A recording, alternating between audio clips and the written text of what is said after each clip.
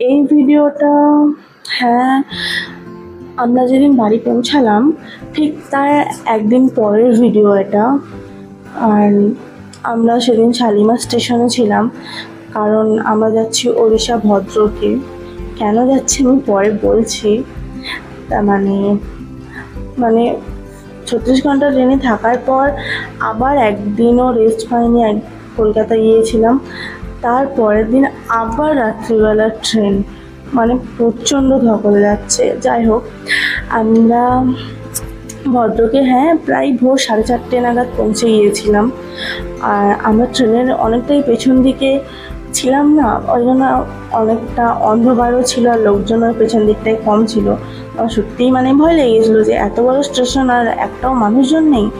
তারপরে না কিছু দূর এগোতে তারপরে দেখলাম না, মানুষজন আছে, ট্রেন ধরবে সবাই, যে যার মতন ব্যস্ত হয়ে কেউ বসে আছে, কেউ হাঁটাচলা করছে, সবাই সবার মতন। যাই হোক, আমাদের ওখানে কাজ ছিল যেহেতু 8:30টার পর, সেই জন্য আমরা ওখানেই স্টেশনের ওয়েটিং রুমে আমরা অপেক্ষা করছিলাম। সত্যি কথা বলতে আমরা খুবই টায়ার্ড ছিলাম, ওই জন্য একটু রেস্ট নেওয়া সত্যিই দরকার ছিল ভালোভাবে। তারপর ওখানে সকালবেলা দিনের আলো ফুটতে আর প্রায় 7:30টার দিকে আমরা রেডি হয়ে আর বেরিয়ে পড়েছিলাম। এবার আসি আমরা ওখানে কেন গেলাম। আমরা ভদ্রক ল কলেজে আমি ভর্তি হয়েছি।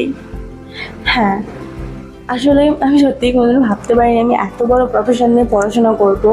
যেহেতু উকিল, ল অনেকটা সম্মানীয় প্রফেশন, আমি সত্যিই কোনোদিনও ভাবতে পারিনি যে আমি এত বড় একটা প্রফেশনে আমি পড়াশোনা করবো। আমার বাবা মা তো সত্যিই পারতো না, এটা একমাত্র সম্ভব হয়েছে আমার হাজবেন্ডের জন্য। যাই হোক, এই যে আমার কলেজ, আমি খুবই খুশি। যেহেতু আমরা বললাম না 8:30টার সময় কাজ ছিল, তাই জন্য কলেজটা ফাঁকা ছিল। এবার বেলা হলে, ক্লাসের টাইম শুরু হলে তখন আরও সবাই আসবে। আমি খুবই খুশি। আমি তো ভেবেছিলাম যে গ্র্যাজুয়েশন পর্যন্তই আমার ইতি হবে পড়াশোনার, আমি সত্যি কোনো ভাবতে পারিনি।